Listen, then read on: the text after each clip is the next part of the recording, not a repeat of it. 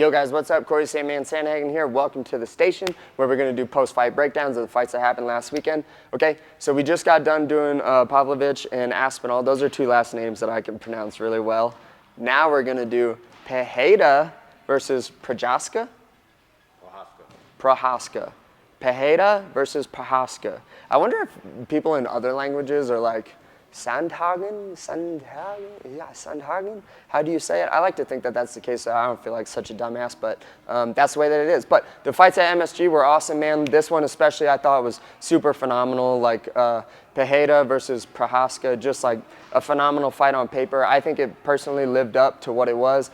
Kind of sad for Jiri because I like Jiri, but I also like Pantoja. Is that his nickname too? Poatan.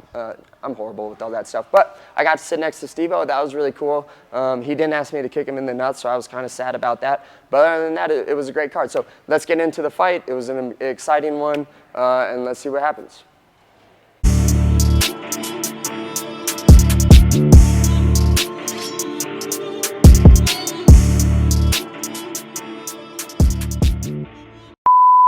All right, guys, so let's talk about just round one by itself. I think Jiri did a phenomenal job. You could definitely tell that he really understands the stance switch, okay? So just let me go on a little bit of a rant here for a second before I get into the actual fight.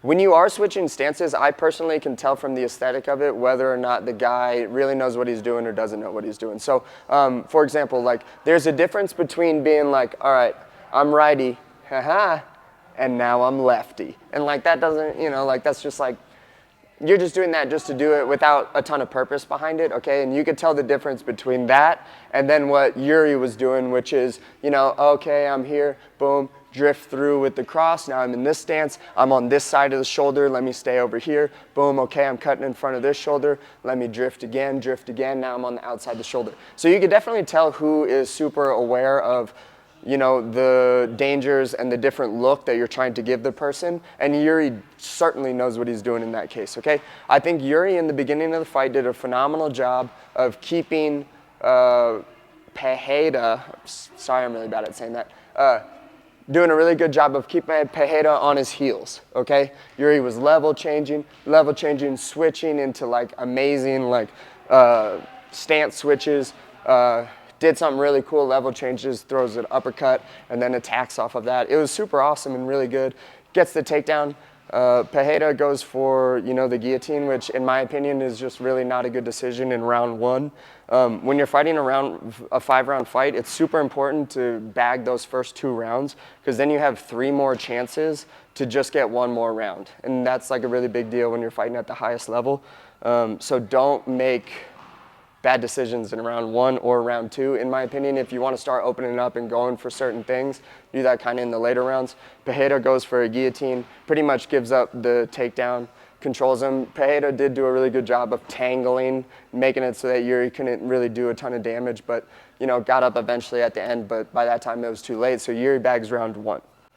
Okay, so in round 2, you see this like definite, in my opinion, you see this definite change in the way that Jiri's moving, and kind of you could kind of see where his mindset is a little bit going into this one. Even after the round, like when first round ends, Jiri kind of looks over at his corner as they're walking out, and he's like, yeah, like, hey, that went really good, you know, which is a really good feeling. In round 2, you see Jiri be a little bit more pressy, like fighting just from like, you know, maybe like this much more closer in range, which makes a really big deal because of reaction time and all of that stuff. I say this all the time, so sorry if you watch these videos a lot, but the more space you give, it's kind of about space and the attacks that you can attack with from those types of space. But what's super, super important is that you can make it so like the reaction time is much different. If you have this much time to react versus this much time to react, that's a really giant deal. So Jiri's fighting from a much closer range. He's not really moving left and right as much. He's staying a little bit more in front, kind of flicking his jab, trying to counter Pereira. God, it's so hard for me to say that name. He's trying to get Pereira to throw at him, so I think he can counter or shoot.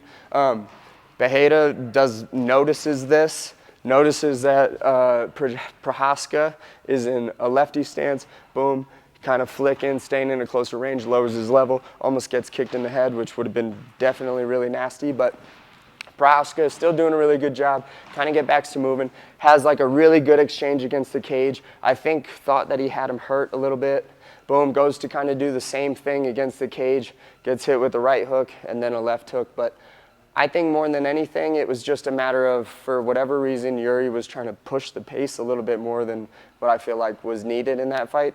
If you're going to be mover guy and, you know, take down and really outpoint the guy that hits like a brick, you have to like stick with that, man. Like don't get sucked into trying to exchange with guys like that. It's just, you know, most of the time not a really good idea, especially when you're fighting the Brazilian Prometheus, who just has fire in his hands and the touch of death. So, you know, if you're fighting Brazilian Prometheus, just, you know, maybe don't try to exchange with that guy. But had success with it once, so I understand. Wanted to recreate that. Pereira, being a phenomenal kickboxer and super experienced, obviously had the whereabouts to be like, okay, this is where he's going.